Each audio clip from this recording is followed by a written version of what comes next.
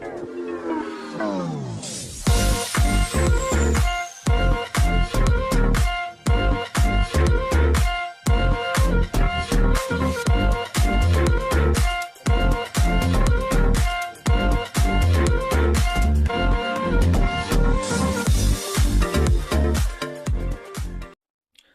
sejahtera Malaysia, selamat datang ke channel Fels Lifestyle. Tuan-tuan dan puan semua yang saya amat hormati sekalian, terima kasih kerana memilih channel ini untuk mendapatkan info-info yang hangat politik di Malaysia hari ini. Saudara-saudara, akhirnya setelah kita mendengar beberapa spekulasi sebelum ini, bahawa kononnya apa yang akan berlaku kepada Muhyiddin Yassin, sekiranya Tun Dr. Mahathir dan Tan Sri Abdul Hadi Awang mengadakan gabungan politik yang baru dan PAS meninggalkan PN. Apa pula yang akan berlaku kepada Muhyiddin Yassin? Nah, hari ini pula lain yang terjadi, di mana satu kenyataan dari Hadi Awang sendiri mengesahkan beliau telah dipelawa ataupun telah diajak untuk menyertai kerajaan perpaduan. Makna kata untuk menyertai Datuk Seri Anwar Ibrahim. Nah, saudara-saudara, kalau perkara ini menjadi satu realiti, perkara ini menjadi kenyataan, sudah pasti apa lagi yang boleh dibuat oleh Mahyadin, apalagi yang boleh dibuat oleh Muhyiddin Yassin tanpa PAS di dalam Perikatan Nasional, di mana parti PAS adalah parti yang terbanyak menang kerusi semasa pilihan raya umum ke-15 yang lalu. Saudara-saudara, pengakuan Hadi yang mengejutkan. Hadi sahkan ada pihak hubunginya tawar PAS sertai kerajaan campuran. Persoalan yang bermain di fikiran saya, siapakah yang menghubungi Tan Sri Abdul Hadi Awang? Adakah Zahid Hamidi, ataupun adakah Datuk Seri Anwar Ibrahim sendiri, ataupun mungkin pemimpin-pemimpin di dalam kabinet kerajaan perpaduan? Nah, ini menjadi persoalan. Adakah Hadi Awang akan membawa PAS untuk masuk ke dalam kerajaan perpaduan? Dan persoalannya, mahukah Hadi Awang, Tan Sri Adi Awang, Presiden PAS itu, yang hari ini adalah timbalan pengerusi Perikatan Nasional, yang masuk kerajaan perpaduan? Dan apa jaminan Hadi Awang sekiranya beliau menyertai kerajaan perpaduan pula? Nah, itu menjadi persoalan saya. Dalam sebuah artikel mengesahkan, Tan Sri Abdul Hadi Awang mengesahkan terdapat beberapa individu yang menghubunginya dengan membuat tawaran untuk menyertai kerajaan campuran PH UMNO yang diterajui Datuk Seri Anwar Ibrahim. Presiden PAS memberitahu tawaran dibuat individu penting dalam kerajaan campuran itu atas alasan parti tersebut memiliki kerusi paling banyak jika dibandingkan parti-parti lain seperti DAP, PKR, dan UMNO. Ada beberapa orang kerajaan hubungi, ajak saya berjumpa untuk menawarkan PAS supaya menyertai kerajaan perpaduan ketika ini, kata Hadi, dipetik laporan BH. Hadi terdahulu hadir ke majlis pelancaran buku Jejak Nabi Muhammad dan syarahan perdana di Pusat Dagangan Dunia Kuala Lumpur WTC. Bagaimanapun, Hadi berkata tawaran tersebut terlalu sukar untuk diterima, memandangkan PAS sudah berada dalam Perikatan Nasional dan tawaran tersebut dilihat tidak adil kepada mereka yang selaku parti terbesar di negara yang memenangi banyak kerusi pada PRU 15. Ada orang hubungi saya, beberapa orang berjumpa dengan tawaran-tawaran supaya PAS menyertai kerajaan kerana PAS paling besar, yaitu 43 kerusi, PKR 30. Dalam keadaan itu, 19 kerusi PKR Melayu, DAP 3 orang Melayu. Kerajaan didominasi oleh bukan Melayu. Dia nak ajak PAS, tapi PAS duduk belakang, bukan duduk di depan. Patutnya bila buat kerajaan yang paling besar memimpin, katanya lagi.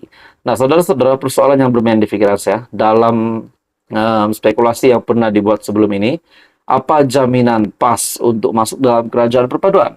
Adakah sekurang-kurangnya Hadi Awang akan menjadi timbalan Perdana Menteri dan akan ada rombakan kabinet bakal berlaku? Itu menjadi persoalan saya.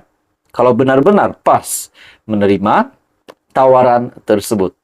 Disebabkan rang undang-undang lompat parti yang diluluskan hanyalah satu blok keluar dari gabungan. Itu baru dapat dikatakan boleh untuk keluar dari gabungan.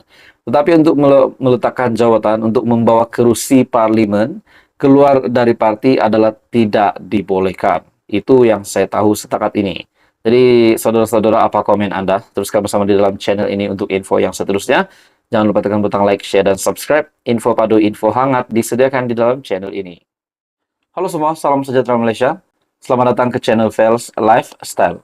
Terima kasih kerana memilih channel ini untuk mendapat info yang padu, info yang hangat politik di Malaysia yang semakin panas setiap hari. Nah, tuan-tuan dan puan, setelah kita digemparkan sekali lagi berkaitan dengan dana judi, ada yang berkata, bukan saja netizen, tetapi Perdana Menteri hari ini pernah membuat pendedahan bahawa dana kempen semasa pilihan raya umum ke-15, dana kempen dari Perikatan Nasional adalah dana judi ataupun dana dari syarikat perjudian.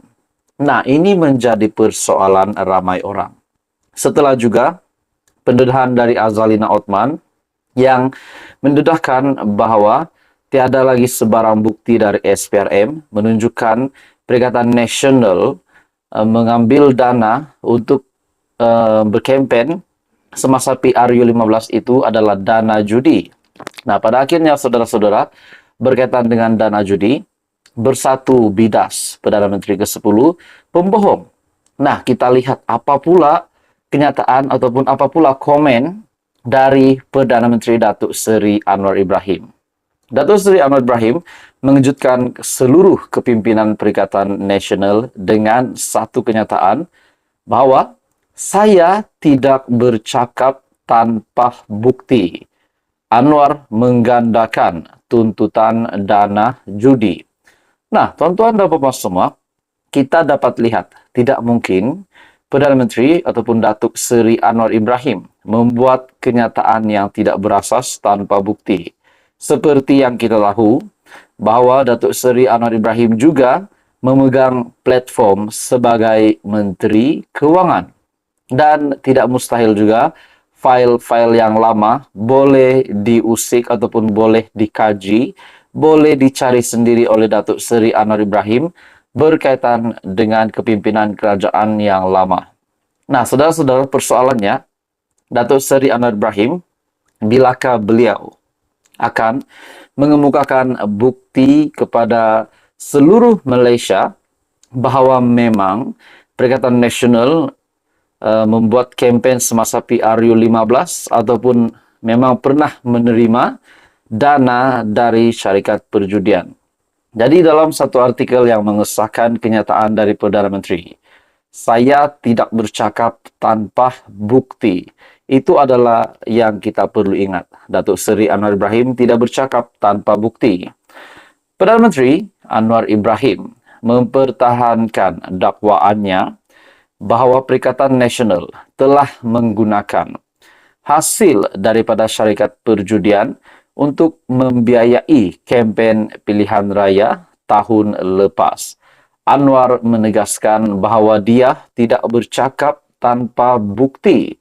Nah, saudara-saudara, ini sudah menunjukkan bahawa Perdana Menteri Malaysia, Datuk Seri Anwar Ibrahim, sekali lagi mendiamkan, menutup mulut kepimpinan Perikatan Nasional. Setelah kita dapat lihat bahawa kepimpinan dari pembangkang, kepimpinan dari Perikatan Nasional yang dilihat mahu membidas Perdana Menteri seorang pembohong dan mahu ambil tindakan saman. Mereka yakin bahawa kenyataan Datuk Seri Anwar Ibrahim itu adalah salah. Namun lain pula yang dinyatakan oleh Datuk Seri Anwar Ibrahim. Beliau berkata, saya tidak bercakap tanpa bukti. Nah, saudara-saudara, persoalannya kita menantikan bukti yang bakal didedahkan dari Perdana Menteri yang pasti mengejutkan kepimpinan Perikatan Nasional, terutamanya Tan Sri Muhyiddin Yassin sebagai pengerusi Perikatan Nasional. Jadi saudara-saudara, apa komen Anda? Teruskan bersama di dalam channel ini untuk info yang seterusnya. Info padu, info hangat disediakan di dalam channel ini. Jangan lupa tekan butang like, share, dan subscribe.